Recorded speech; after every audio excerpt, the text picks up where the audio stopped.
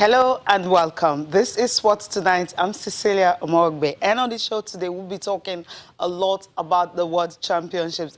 We just heard the news that finally we have a Nigerian in the final of an event, and it happens to be the shot put through. So Chukwuebuka will be talking more about him on the show. And also the Super Falcons of Nigeria, they went to Abidjan and they came back without scoring a goal. We expected goal first, but for the Falcons, they have to finish the business when they come to Lagos on Monday. That's when we'll be hosting the second leg of the CAF Women's Qualifying Tournament for the Tokyo 2020 Games.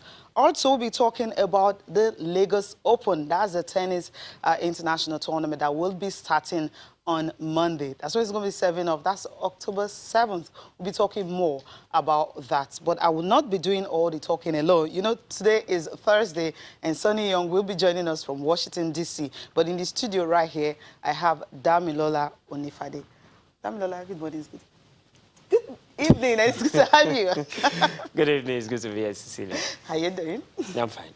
Okay. There are various ways that you guys can definitely join us on the program through our various social media platforms. And if you're on the go, you can watch us live on YouTube. Anywhere you are across the world, you'll be able to watch us and see. But this night, we'll be starting on a not too good note. The world news reaching us this evening happens to be the fact that, okay, there you have it, how you can actually, reach us on the show tonight. But we'll start with this very, very sad news coming from, from the USA, and this is about the former Nigeria international. He was the captain of the Flying Eagles in 2005 with the likes of Mikel Obi and the likes of Taye Taiwo and Isaac Promise. That's the guy I'm talking about. He died at the age of 31. And according to the story this evening, is the fact that he was in his gym at home when he was training, and suddenly he slumped, and the club Austin Bold FC in the USA made the announcement on its website. Said he was just 31, and Isaac Promise captained the Flying Eagles to the Under-20 World Youth Championship in the Netherlands. That was in 2005. They won Argentina. Nigeria actually got to the final in that one. But that competition is now FIFA Under-20 World Cup. It was with Taye Taiwo, as I mentioned earlier. Mikel Obi were some of those players that were in that squad. And Nigeria actually finished as runner-up, so they got silver in that tournament. He also earned, in 2008 also, he was also at the Beijing Olympics in 2008. He played for Turkey for a long time, scoring about 79 goals while he was in Turkey in about 11 seasons when he was there. But the story here now is that NFF have actually expressed their condolences to the family of Isaac Promise. Damilola is not really a good way to start the show, but then we just have to talk about this one, this very, very sad news coming from a Nigerian player. Yeah, very sad one. You just have to look back to 2005, yes, and then you probably will understand Isaac Promise a bit more. And quite sad. I got the news. It was a shocker for me. Yeah. And 2 major tournaments captain in Nigeria, and then on both occasions, we didn't come back empty-handed.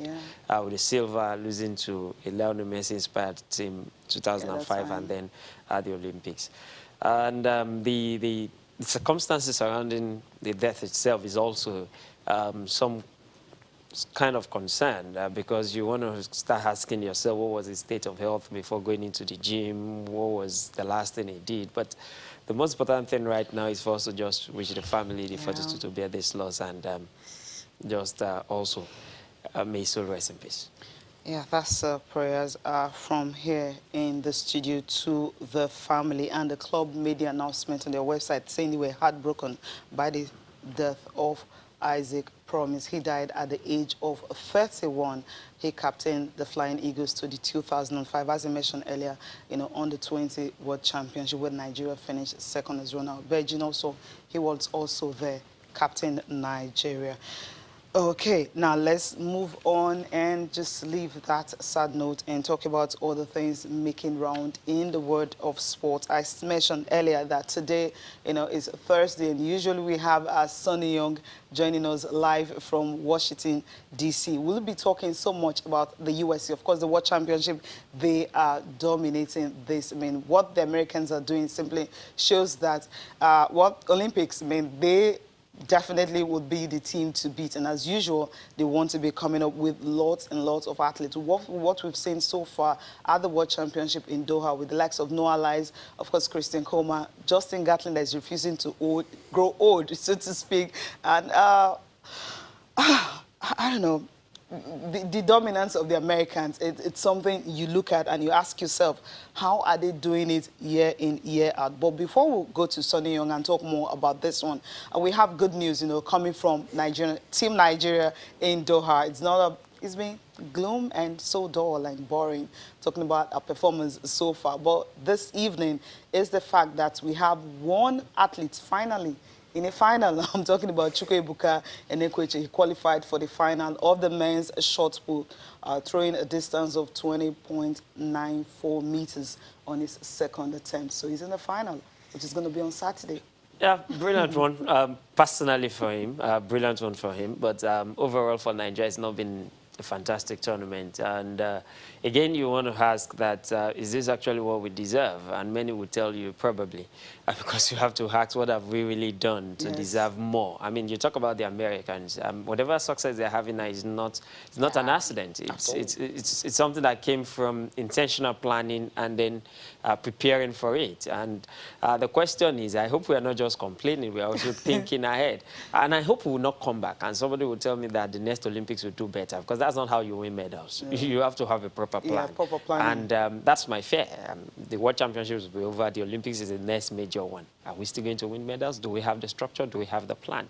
And that's the worry for me.